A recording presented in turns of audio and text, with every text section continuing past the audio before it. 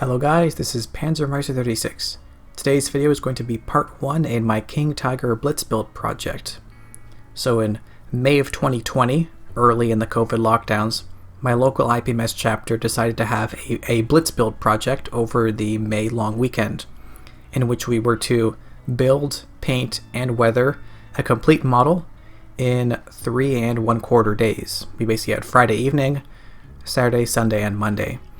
And me being a little bit crazy, I picked a Dragon King Tiger with the full Zimrit, the full Photoetch tool set, the full magic tracks, everything. This is a beast of a project, something that would take most people, including myself, more of a month to build than a single weekend. But I managed to get it done, and not only that, I managed to also film the entire process for you guys as well. So today's video, part 1, we'll be looking at the construction of the kit, which I did in the first 2 and a little bit days, and then part 2, which will be next week, we'll look at how I painted and weathered it in 24 hours, which was a little bit of a rush, but it's still a fun project here for you guys to see, because you get to see how I can build something and also take a little bit of simplification measures, streamline the build, cut off all that wasted time, and still end up with a really nice result in the end, as you can see right here. So I hope you guys enjoy and learn something new. As always, any questions or comments, post them on below and I will read through them and answer them. And I hope you guys enjoy. Now let's get started. Alright, here's the kit that I chose. A Dragon King Tiger that has all the PE and all the parts, let's just say. Now this is actually a fairly unique Dragon kit. There's a few that are like this, but this is one of the ones where you get all the goodies. So for example, you get the magic tracks, which is fairly standard. You get a lot of PE, which is standard of older Dragon kits. A lot of decals, a lot of nice details. And you also get this goodie bin of metal and preformed Photoetch parts, which is quite rare. Now this is a Dragon kit with the molded on Zimrit. There are a few of this line and they're very good. I always like how the Zimrit looks, and does save some time. And then we have like 10 billion parts here on a ton of sprues. A lot of wheels, of course, it's a King Tiger. Yeah, at this point I was wondering why I didn't pick a Tamiya Panzer II or something like that, but I was convinced that I could get this done, and I did. And again here, look at how beautiful this Zimrit looks. The instruction sheet is also a bit unique. There are a few Dragon kits like this, but I've never built one before, where the instructions are like full color 3D renderings. Usually they're more like the line drawing style, but this is a welcome thing. Got the magic tracks there, and you can see we got the full PE tool sets and the clamps and the tie downs for the cables and everything. Yeah, oh boy, this is gonna be fun. So the project started at 6 p.m. on Friday. Of course I was a bit late, but let's get started. I don't want to waste your time showing the basics throughout the whole video, so we're just going to cover a little bit of them at the beginning and focus more through the rest of the video on tips and tricks and stuff like that for speeding up the process. So to start here, I'm just going to show you my basic sanding technique. I use metal files, not foam sponges. I know some people swear by the foam sponges, especially on rounded things like wheels, but I find that these metal files cut through it way faster, and I never have issues making flat spots or anything like that on the wheels. In any spots where the sprue attachments are located close to details or are just in really tight areas, I find that a hobby blade is much more precise than a file. For all my gluing of the plastic parts, I use Tamiya Extra Thin Cement, which is a very standard glue that everyone uses, and I especially like how it can melt seam lines together like that. So everyone knows that German armor later in the war had a lot of wheels, and that was certainly a big time sink on this project. No real way around it. And the trickiest part of these wheels was my own doing. For ease of painting, I wanted to glue these parts onto the wheels, but I want to make sure that the wheels don't get glued to the axle. And this part goes right between the two, so I carefully applied a little bit of glue on the inner lip of the wheel, and then slid these guys in, praying that the glue didn't seep into the axle and lock everything together, which it didn't, thankfully. Here is a part of the idler wheel that we don't want to glue. Don't glue it. because you want to be able to adjust the track tension later. This is very important to make sure we have the right amount of sag. A fun drag and surprise that's common in more recent kits is to have multiple sprues with the same letter, which gets really confusing. But the way around this is to note that they will usually use either upper or lowercase k, or in this example, or they might use like a blue font to distinguish. Despite the fact that this was a very rushed build, I still wanted to make sure the level of detail looked really good. So one of the quickest ways to add a nice level of detail to a heavy tank like this is to add some torch cut marks. So I'm going to soften up the edges of thick armor plating with Tamiya Extra Thin Cement, and then I will make perpendicular slashes with my hobby blade here to basically make the torch cut appearance, as you can see right now. And then we go in afterwards with some extra thin cement again, and this is to soften up any burrs or sharp edges and to kind of melt everything down smooth again. And now be careful you don't overdo the torch cut marks, because I very often see people putting these everywhere, and they shouldn't be everywhere. Only armor plates that are 80mm thick or greater should really have these, because those would be rolled. Anything less than that would be face hardened, and it would not have torch cut marks because it would be machined plate. So based off my reference photos of the vehicle I wanted to model, I removed these thick fender supports, and we're only going to actually put on a single of the side fenders. So I'm going to show you how I did that here.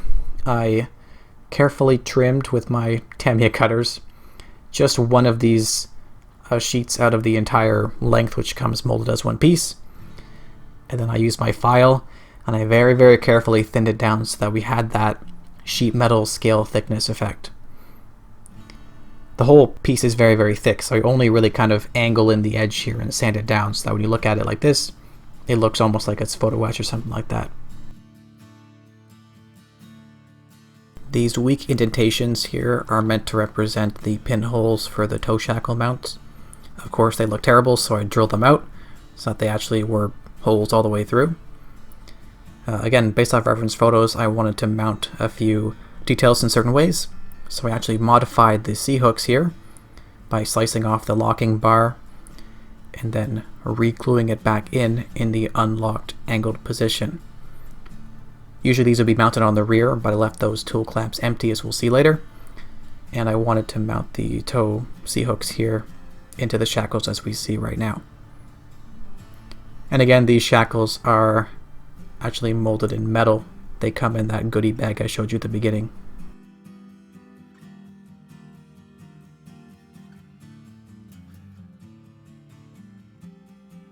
So at this point our lower hull is all complete, and I've glued the upper hull in place, and you can see that a lot of it actually comes molded on, which is excellent.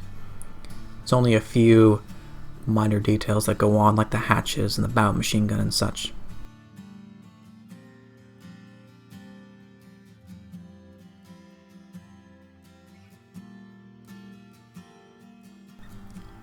Now, as I showed earlier on, this kit has a lot of Photoetch, which is both a blessing and a curse. It's a blessing because it looks really, really good, but it's a curse because it takes a long time, and I was trying to speed build this thing in a single weekend. So my process for working with PE is to cut it on a metal surface with my hobby blade at first. I will cut it on the metal surface to avoid bending the part as I cut, and regardless of how close you think you get, you will always have a tiny little nubbin shining through there, as you can see. So I use my metal files once again, and with a couple of delicate passes I can sand that smooth. You gotta be really delicate here because this is thin Photoetch, and if you're too forceful, you will very easily bend the part like that. To glue my Photoetch in place, I use the VMS Flexi 5K CA, which is my new favorite super glue. I carefully apply a little bit of this on all the contact areas with a toothpick or something like that. It's CA, so you only need a little bit. And what I like about this glue is that it actually dries fairly quick, but it doesn't set instantaneously. With some glue, it'll lock in the moment the part touches the plastic, and you can't make any adjustments, but I find that with this glue, I've got a couple of seconds before everything locks in, so I can make sure it's all lined up. I would recommend that you leave these grenade screens separate for painting, because then you can more easily paint the PE underneath there. but this was going to be a speed paint, so I glued them on just to speed things up. Nobody knows the joys of PE until you do one of these full PE tool clamp sets. These things are just so fiddly. Luckily, I'm still young, I've still got my good vision and everything like that, so these are not super tricky yet, but they do take a lot of time.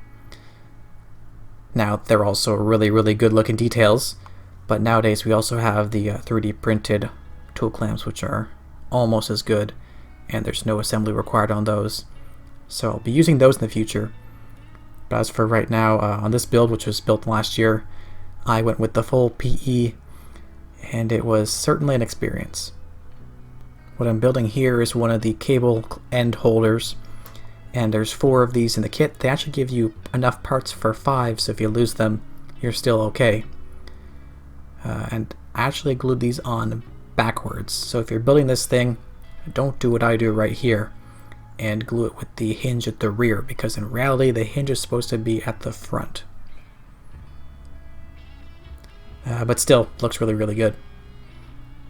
Now let's put together some of the tiny tool clamp bits, and these things are absolutely tiny.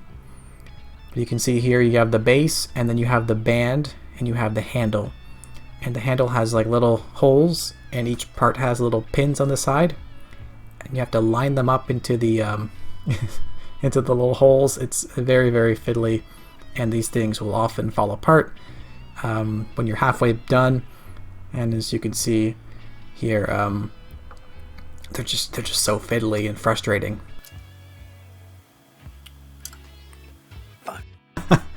Alright, so very fortunately, some of these parts, such as the rounded holder of the shovel here, that comes pre-bent, so you only have to put on the little base legs, and then you glue it in place using the convenient locating points in the Dragon molded on Zimrit. Now the vehicle I'm building, which I've mentioned a couple times already, is based off reference photos. I'm trying to build Annalise from the 503rd Heavy Tank Battalion, and it only has one tool still on it in the photos I'm basing my build off of, and that tool is the starter crank here. So as you can see with my workable tool clamps, you can actually put the part on and then lock it in place as you would in reality, and you can even take it off for painting later. The only tool clamps I don't bother with are the ones for the fire extinguisher, because they are so fiddly that they always look worse than the molded on plastic bands. And besides, that looks good enough, doesn't it? So yeah, a lot of Photoetch on this thing. I probably spent, I don't know, most of one of the 2.5 days I spent on this build just with the PE. But you know, it's a little frustrating and it's quite fiddly, but the results look so good, and it's almost like a slightly meditative process where you're just going through assembling all these tool clamps one after the other. I enjoy it. Now the turret actually is very, very simple, kind of like the upper hull. It's mostly molded on already, and the Zimrit of course already comes on there, so you only have a few details to put on, like the hatches and the cupola and such.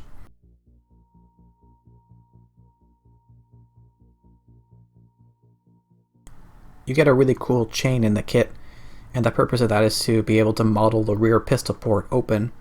So I decided to do that. Why not? It looks really, really cool, doesn't it?